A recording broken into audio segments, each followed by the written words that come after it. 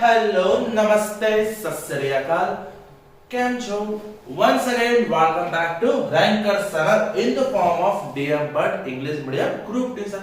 और बच्चों हम लोग बात कर रहे थे लास्ट लेक्चर में chapter number 7 diversity in living organism के बारे में।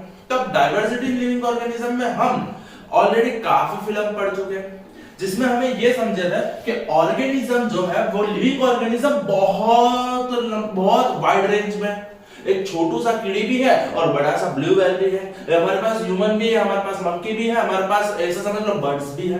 तो ऐसा बहुत सारे लिविंग ऑर्गेनिज्म को समझने के लिए बहुत सा टाइम लग जाता, बहुत सा दिमाग लग जाता।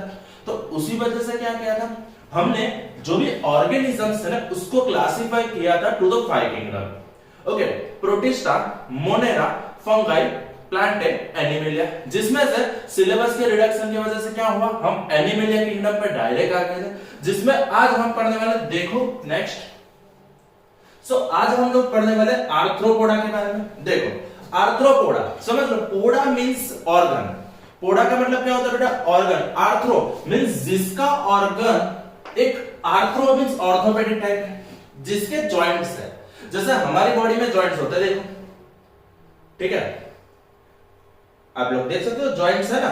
तो जैसे हमारी बॉडी में हर एक जगह पे जॉइंट्स है, सेम सिचुएशन में ये फिल्म के जो भी एनिमल्स है वहां पे सबके पास एक अच्छे से ऑर्गन्स के लिए जॉइंट्स दिए गए हैं। कैसे जो, तो arthropoda probably forms the largest group of animal and it is most IMP. ये सबसे इंपॉर्टेंट वाला टॉपिक है आर्थ्रोपोडा, और एग्जाम में बहुत पूछा जाता है आर्थ्रोपोडा। अब देखो कि ये सबसे बढ़िया, सबसे लार्जेस्ट नंबर ऑफ फिल्म है, मीन समझ लो कि ये फिल्म में लार्जेस्ट ग्रुप ऑफ एनिमल्स है। तो देखो आर्थ्रोपोडा मींस जॉइंट लेग, हाँ ये इसकी स्पेशलिटी है। जैसे कि हर एक नाम के पीछे मतलब होता है, वैसे आर्थ्रोपोडा का मतलब होता है जॉइंट लेग्स, मींस जिसके लेग्स जॉइंट है। ये देखो ओके, जैसे कि हमने स्पाइडर, मकड़ी देखी हुई है,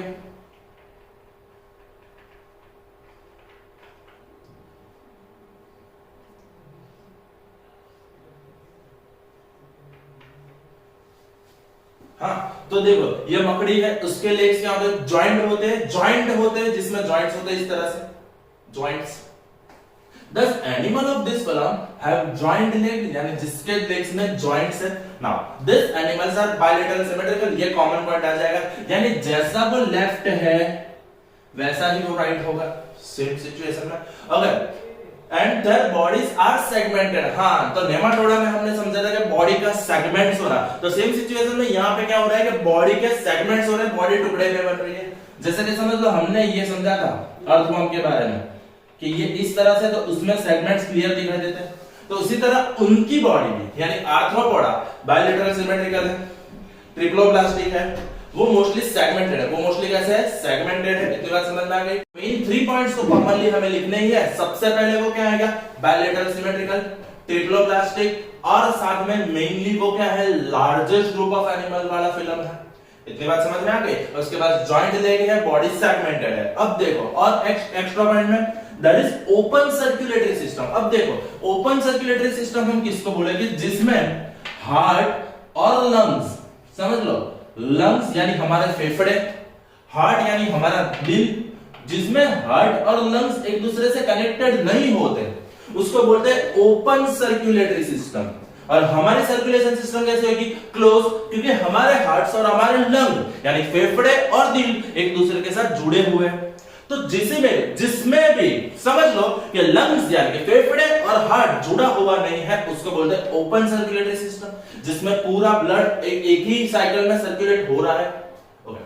And so the blood does not flow in well-defined blood vessels. Okay, तो open circulatory system में क्या होता है कि जो blood होता है वो well-defined blood vessel के अंदर नहीं होता। जैसे कि हमारी बॉडी में, तो हमारी बॉडी के अंदर बहुत तरह की blood vessels है, समझ रहे हो, आर्टरी है, वेन्स है, बहुत तरह की blood vessels है। blood vessels के अंदर ही blood flow होता है। जब यहाँ पे क्या होता है, तो आर्थ्रोपोडा में कोई वेसल्स नहीं होते, कोई पर्टिकुलर पाइप्स, कोई पर्टिकुलर लाइंस नहीं होती, वो ऐसे पूरी ब्लड के फील्ड होती है, यानी बॉडी पूरी ब्लड से भरी हुई होती है। समझ रहे हो, जैसे कि समझ लो पानी एक पाइप में जा रहा है, तो वो हमारे सिस्टम हो गए, और पानी ऐसे ही जा रहा है तो ओपन सर्कुलेटरी सिस्टम हो गई। ओपन यानी खुला, जिसमें कोई वेसल नहीं है। तो फिर से कौन कौन से पॉइंट आ गए? ट्रिप्लोप्लास्टिक, bilateral symmetrical, largest variety of numbers means largest group of animals भी बोल सकते हैं, largest group of animals, joined legs, open circulatory system, but obvious. Okay, now the coelomic cavity is blood filled, समझ रहे हो? यानी कि कैविटी जो उसकी है पूरी ब्लड से भरी हुई है, पूरे खून से भरा हुआ था। यानी इसको काटोगे तो तुरंत खून निकलना शुरू हो जाएगा। कई बार ऐसा होता है कि हमारे बॉडी में कई बार ऐसे मींस कुछ लग जाता है तो खून नहीं निकलता है।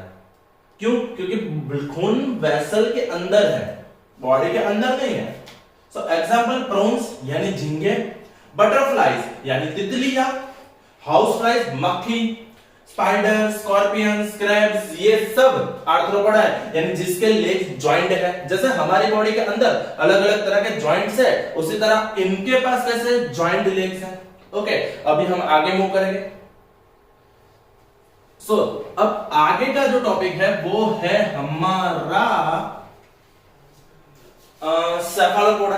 समझ लो, नाम थोड़ा कंफ्यूजिव है बट ऑब्वियस है। Cephalopoda, so this organism have a soft and segmented body. सबसे पहले देखो, triploblastic, bilateral symmetrical, soft body होती है, यानी सॉफ्ट सेफालोपोडा, सॉफ्ट बॉडी होती है, जैसे कि स्नेल होता है। सबसे पहले समझा था, स्नेल है तो स्नेल की बॉडी एकदम सॉफ्ट होती है, तो वो अपनी बॉडी को प्रोटेक्ट करने के लिए क्या करता है? इर्द गिर्द सेल बना देता है इस तरह से,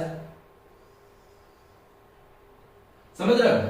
जैसे कि कछुआ होता है तो कछुआ अपनी बॉडी के इर्द गिर्द सेल बना देता है। तो सेम सिचुएशन में इनकी बॉडी कैसी होती है? सॉफ्ट। सो सॉफ्ट बॉडी वाले ऑर्गेनिज्म कौन सा है? Cephalopoda. Okay, this animals are bilateral symmetrical but obviously and their bodies are slightly segmented. Segments है पर कैसे है? स्लाइटली, छोटे छोटे, कम वाले। This the coelomic cavity is reduced। हाँ जी, तो यहाँ पे क्या होती है? बॉडी के अंदर की जो कैविटी है, जैसे कि हम तो ये जो हमारी बॉडी की कैविटी है, यहाँ पे कैविटी क्या होती है? धीरे धीरे छोटी होती है। They have open circulatory system, यानी दिल, लंग्स, फेफड़े और हार्ट जुड़े हुए नहीं है। They have kidney like organ for excretion। ये मोस्ट इंपोर्टेंट क्वेश्चन है 1 मार्क के लिए, कि which group of animals are having kidney like organs for excretion? Cephalopoda, और cephalopoda have blank for excretion kidney like organs। तो ये most important, जैसे हमारे पास 2 किडनीज है, सेम सिचुएशन में एक्सक्रेशन यूनिट का यहाँ पे डेवलपमेंट स्टार्ट हो चुका है। तो यहाँ पे एक्सक्रेशन के लिए कौन सी सिस्टम है? किडनी लाइक स्ट्रक्चर है। कौन से स्ट्रक्चर है? किडनी लाइक स्ट्रक्चर है। They perform locomotion through their muscular foot, यानी हम देखो, हमें लोकोमोट करना है, हमें चलना है तो हमारे पास पांव है, उनके पास मस्कुलर फूट, यानी ये अपने मसल्स वाले जो सॉफ्टी लेग्स है ना, उससे ही एक जगह से दूसरे जगह पे ट्रैवल करते हैं। समझ में आ गई इतनी बात? Sure. So example snails, octopus, mussels. Okay, ये जो मसल्स होता है, मसल्स एक्चुअली क्या होता है? कि एक तरह से स्नेल्स ही होते हैं, छिपलियां बोलते हैं जिसको। ओके, तो स्नेल्स, ऑक्टोपस के लिए आप देख सकते हो, ऑक्टोपस के पास ऐसे जो 8 पांव होते हैं पर वो भी मस्कुलर होते हैं। इतनी बात समझ में आ गई? तो फिर से सबसे पहले 3 पॉइंट कॉमन आ जाएगा हमारा, कौन सा? सेफालोपोडा में bilateral symmetrical, ट्रिप्लोप्लास्टिक, body is little segmented, open circulatory system, soft body. कैसी बॉडी है? Soft body. तो उसका स्पेशल पॉइंट कौन सा? Kidney like organ for excretion. Okay, चलो आगे मूव करते हैं। सो अब की बात मोदी सर का नहीं बोलूंगा, एक्टिनोडर्माटा। कौन सा ऑर्गन आ जाएगा? एक्टिनोडर्माटा मींस एक्, यानी कांटे, जिसके डम यानी स्किन, जिसके स्किन के ऊपर कांटे हैं उसको एक्टिनोडर्माटा बोलते हैं। जैसे कि आप पीछे देख सकते हो मस्त वाली स्टारफिश है, तो वो एक्टिनोडर्माटा पूरा ग्रुप है, यानी कि जिसके बॉडी के ऊपर एक्स यानी कि कांटे होते हैं। जैसे कि हम अपनी बहन को मारते थे, जब बचपन में मस्ती में मारते थे, तब मम्मी बोलते थे मारो मत वरना कांटे उठेंगे, तो इसमें सच में कांटे होते हैं। देखो, in Greek echinos means hedgehog. Hedgehog यानी स्पाइनी मैमल होता है। हेजहॉग तो देखा है ना आपने, जो स्पाइनी मैमल होता है, जैसे कोई खाना आता है तो अपना स्पाइन सीधा करता है। Okay, And derma means skin, यानी echinodermata means those mammals that have spines on their skin, यानी जिसके स्किन के ऊपर कांटे लगे होते हैं उसको हम क्या बोलेंगे? echinodermata। इतनी बात समझ में आ गई? Okay, so these are exclusively free living marine animals, यानी वो किसी के ऊपर डिपेंडेंट नहीं है, यानी वो ग्रुप में भी नहीं रहते, ग्रुप कॉलोनी में नहीं रहते, वो फ्री लिविंग है, वो अपने हिसाब से जीते हैं आपकी तरह। They are triploblastic having a coelomic cavity, obviously यहाँ पे bilateral symmetrical हम नहीं लिख सकते क्योंकि they are radial symmetrical, radial भी है बायलेटरल भी है, यानी यहाँ पे सिमेट्री वाला पॉइंट को हम थोड़ा सा बाहर निकाल देंगे, पर ट्रिप्लोब्लास्टिक वाला रखेंगे, कोएलोमिक कैविटी वाला पॉइंट रखेंगे, मरीन एनिमल्स रखेंगे। तो ये 3 पॉइंट हमारे कॉमन हो गए। पहला कौन सा? कहां पे रहता है? फ्री लिविंग मरीन, यानी दरिया में रहता है, मराइन मरीन। ओके, ट्रिप्लोब्लास्टिक है, कोएलोमिक कैविटी है, नाम के हिसाब से उसके स्किन के ऊपर कांटे लगे होते हैं। Now, their body wall is made up of a rough and hard calcium carbonate plate-like structure. उसके बॉडी के ऊपर भी एक तरह से कैल्शियम कार्बोनेट का पूरा कवच आ जाता है। जैसे आगे हमने देखा था ना, सेम सिचुएशन में देखो यहाँ पे क्या होता है, तो याद करो कार्बन साइकिल में हमने पढ़ा था कि कार्बन को यूज कौन करता है?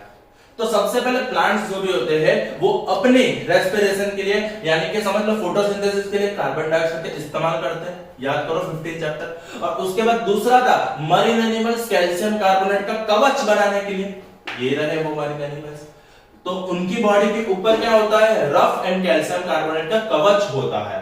Okay, they also have a unique water driven tube system, यानी उनकी बॉडी जो चलने के लिए, जैसे कि उनका ये ऑर्गन है, समझ लो इस तरह से बॉडी है इसकी, तो यहां पे बॉडी के नीचे इस तरह से ट्यूबुलर स्ट्रक्चर रहता है, जिससे वो एक जगह से दूसरी जगह पे चल के धीरे धीरे जा सकते हैं। Okay, so that they use for locomotion, यानी एक जगह से दूसरी जगह पे जाने के लिए उनके पास एक ट्यूबुलर सिस्टम है। Example starfish, sea urchin, starfish, sea urchin, यानी इस तरह से आते हैं सी अर्चिन्स। अब आगे का जो है वो एक पूरा बड़ा सा खुद का फिल्म बनाता है, दैट इज प्रोटोकॉर्डेटा। एक्चुअली यहाँ पे एक वर्ड है बीच में कॉर्ड। कॉर्ड का मतलब है केबल टाइप, एक केबल, यानी आपका जो वायर होता है जद्दा, वो ऐसे थिक वायर जो होता है उसको कॉर्ड बोलते हैं। ओके, जैसे कि कॉर्डलेस, समझ रहे हो? तो प्रोटोकॉर्डेटा में क्या होता है? बॉडी के अंदर एक कॉर्ड होता है, जैसे कि हमारी बॉडी के अंदर एक कॉर्ड है, बैकबोन, हाँ या ना? समझ लो, जब बेबी अपनी मां के पेट में होता है, समझो जब वो यूटेरस में है, जब वो वॉम्ब में है, तब उसका डेवलपमेंट हो रहा है धीरे धीरे, तब सबसे पहले उसकी बॉडी के ऊपर निकलता है कॉर्ड, और जैसे जैसे वो बड़ा होता है, वो जो सॉफ्ट कॉर्ड है वो डेवलप होते होते पूरा एक बैकबोन बनाता है, एक पूरा सिस्टम बनाता है, समझ रहे हो?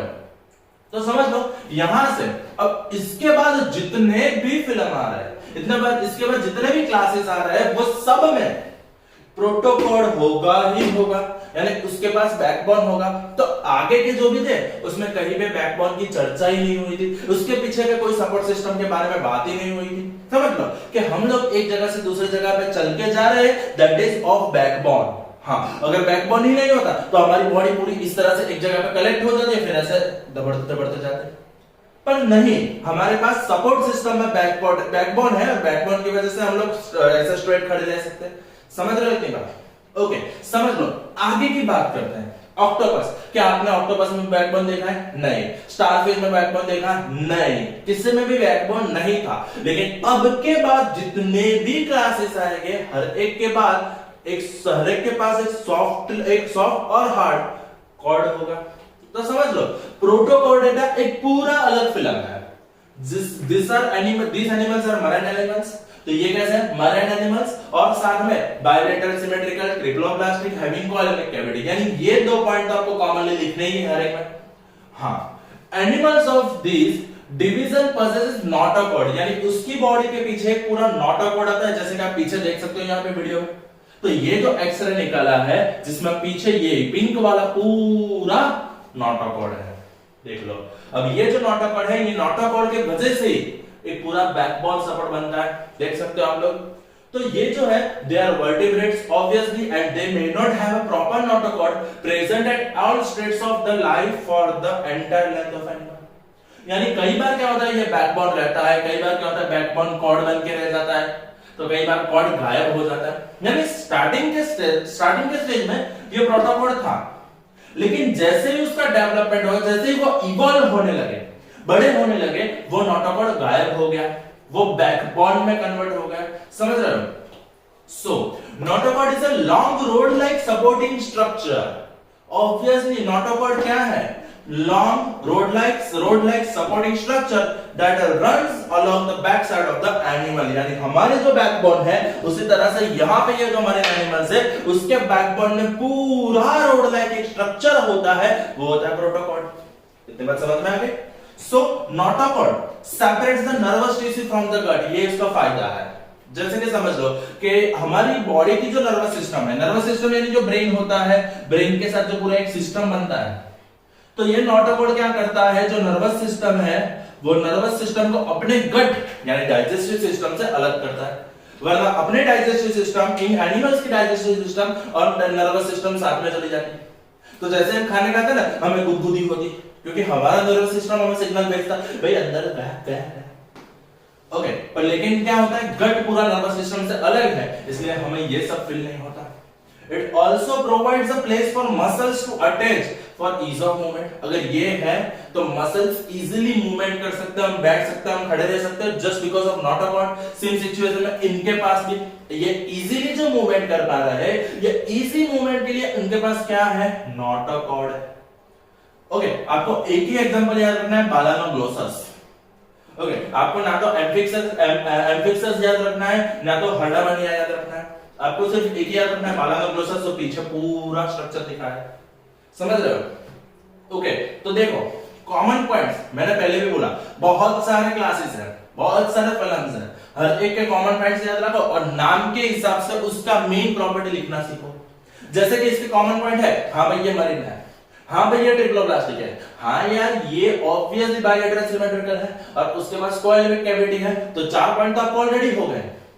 और उसके बाद प्रोटोकॉर्ड यानी कॉर्ड, तो पूरा कॉर्ड के बारे में आपने लिखना है कि कॉर्ड है तो सपोर्ट है, कॉर्ड है तो नर्वस सिस्टम गट से अलग है, कॉर्ड है तो वो इजीली एक जगह से दूसरी जगह पे जा सकता है। खत्म कहानी, एग्जांपल बालानोग्लोसस, आपके आ गए 3 मार्क कंफर्म। ओके नेक्स्ट और लास्ट। ओके सो आज के वीडियो में हम इतना ही रखते हैं। आपको ये वीडियो की जो भी पीडीएफ आती है, वो पीडीएफ को 2 बार लिख के होमवर्क में सेंड कर देना। तो उसके बाद अब नेक्स्ट लेक्चर जो होगा उसमें हम इजीली सब क्लासेस खत्म करके 31 ऑफ जैन की आपकी एग्जाम है। फिर से बोल रहा हूं 31 ऑफ जैन आपकी चैप्टर नंबर 7 की एग्जाम है।